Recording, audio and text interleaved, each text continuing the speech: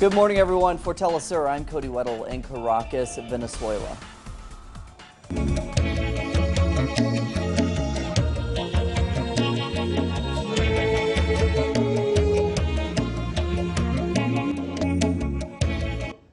Our top story this morning is in Mexico. That's where some have raised major concerns over the remains of Alexander Mora, one of the 43 missing Ayotzinapa students.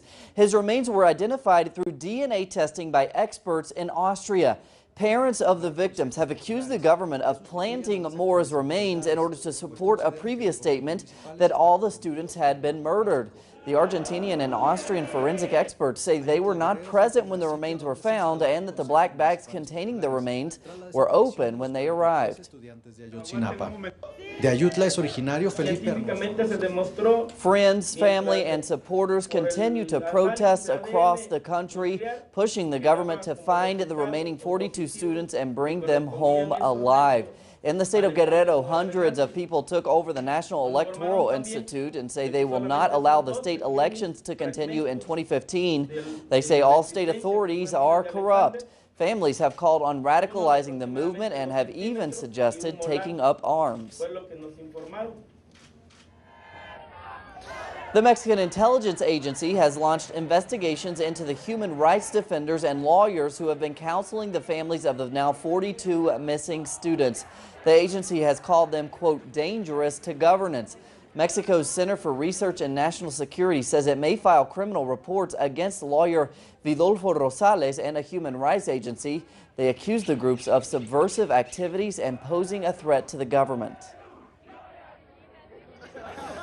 Moving on, the 5th Cuba-CARICOM summit ended late Monday in Cuba. The Cuban President Raul Castro held the regional summit a success in strengthening relations toward greater prosperity and integration among the countries of the Caribbean and Latin America.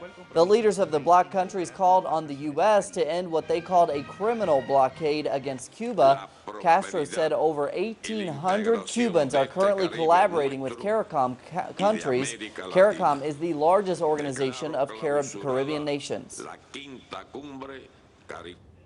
Mexico is hosting the 24th Ibero-American Summit aimed at strengthening relations between the Spanish and Portuguese-speaking nations of Europe and the Americas. The summit kicked off in the state of Veracruz yesterday despite the major political crisis in the country over the disappearance of the students from Ayotzinapa. Mexico's President Enrique Peña Nieto was hoping to boost the bloc's potential this year.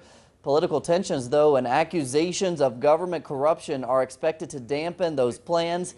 The summit is focusing on education, culture, and innovation.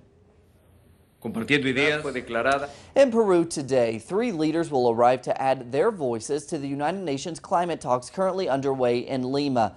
Bolivian President Evo Morales, Peruvian President Ollanta Humala, and UN Secretary General Ban Ki-moon will arrive to participate in the United Nations Climate Change Conference and weigh in to discussions about a new global climate deal. World leaders are entering into a new political phase of negotiations and expected to reach an agreement soon. According to new figures released by the United Nations, the ongoing civil war in Colombia has left thousands of victims since the FARC rebels and the government began peace talks in November of 2012. Between the period of November 2012 and July of 2014, the conflict has claimed over 310,000 new victims, according to the report. The FARC rebels have insisted on a ceasefire since the peace process began. President Juan Manuel Santos has refused to accept a truce.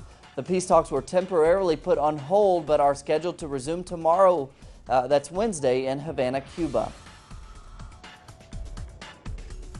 Tensions remain high in the United States following the deaths of several unarmed black men at the hands of white police officers.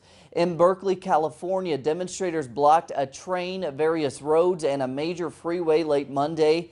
In New York, outside Barclays Center, a group of about 300 protesters blocked streets and chanted, "I can't breathe," in reference to Eric Garner. They also chanted, "Hands up, don't shoot," in reference to Michael Brown's death in Ferguson, Missouri. Now in Phoenix, Arizona, about 200 protesters marched to police headquarters to denounce a killing of unarmed Romain Brisbane there.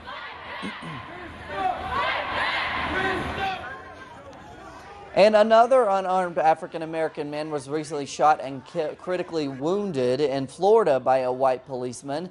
Witnesses to the incident say that Cedric Barty had his hands up when he was shot. Local authorities called on calm until an investigation is completed. 1,000 American soldiers. The United still States Senate Intelligence Committee is expected to release a report on the CIA's anti-terrorism tactics today. In anticipation of violence breaking out against U.S. targets, Washington has ordered security to be increased at U.S. facilities around the world as a precaution.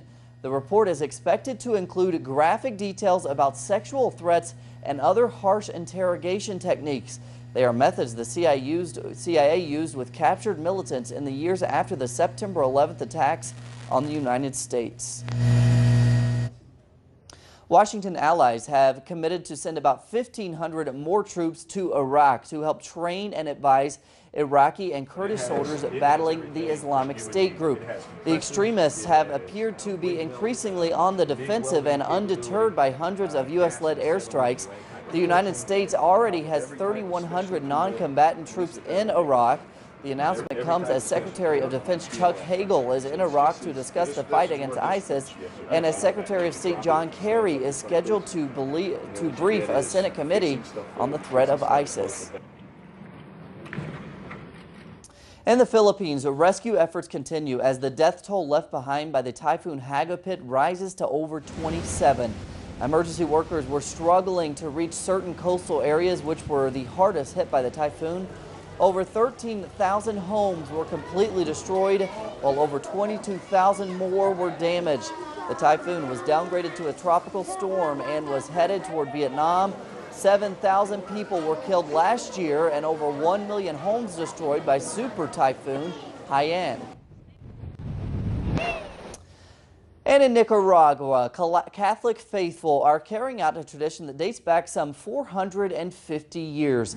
Thousands of Nicaraguans celebrate La Purísima festival. They travel in boats carrying images of the Virgin Mary on the Silotan Lake in Managua City, celebrating the Virgin Mary when her image first came to Nicaragua from Spain. The belief was forced upon the indigenous people, but they later adapted it with their own traditions.